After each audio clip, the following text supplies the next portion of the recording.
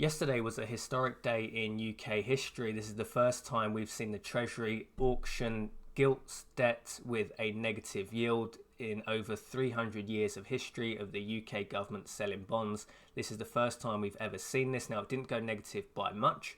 The 3-year gilt went to minus 0.003%, so it was only just into the negative end of the spectrum, but it is a big deal.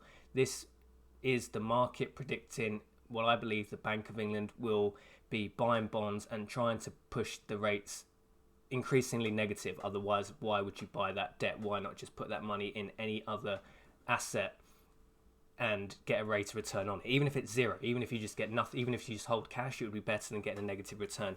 So Andrew Bailey, Governor of the Bank of England, had previously said there will be no negative rates. Yesterday he was coming out and he revised that statement to say it would be foolish to rule out negative rates. Now, with central bankers, you always need to be reading between the lines. It's it's often how they say things, how they words, sentences, what they're not saying. You have to read between the lines. You have to try and accumulate the different pieces of the jigsaw and work out what they're saying. So I believe when Andrew Bailey says it's foolish to rule out negative rates, I think that's a little bit of a green light, and they're probably going to experiment with this idea. Now, negative rates, do they work? We have seen trials of this. Japan has been trialing this for a significant amount of time now. Overall, it doesn't seem to really work. It seems to create more problems than it solves. Central banks distort markets anyway, but once you push rates negative, you have a total distortion of all markets. Money, credit, no longer really means anything that it traditionally did. The companies just become addicted to credit.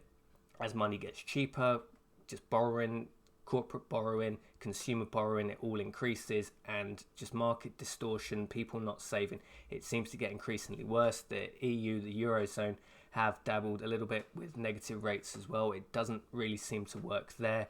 It puts companies like retail banks in the financial sector. You get some people that do very well out of negative rates, some people that do quite poorly. Retail banks we've seen in Europe struggling as rates approach zero, and once they go negative, it makes things even worse. In the short term, it probably will help with government borrowing. It makes, when they look at how much money the UK spends on interest rate payments, it certainly helps in that respect. I think the big problem people aren't necessarily looking at is this is red rag to a bull, right? With politicians, it's an easy get out for them now. They can just say, look, any projects, any welfare programs, basically anything we want to do now, we should just do it because we are being paid essentially to redistribute money. It's quite worrying. I don't think any politicians, left wing or right wing, are going to be looking at the longer term implications of that 5, 10, 20 years down the road. Because that's going to be another person's problem, right? Boris Johnson isn't really thinking, well, what happens to the size of these debts? Who is going to be able to pay this debt back in 20 years? Because realistically, he's probably got 1, maybe 2 more election cycles in him. And then he's moved on to something else, right? Journalism, writing books, the stuff he's going to enjoy after being a prime minister.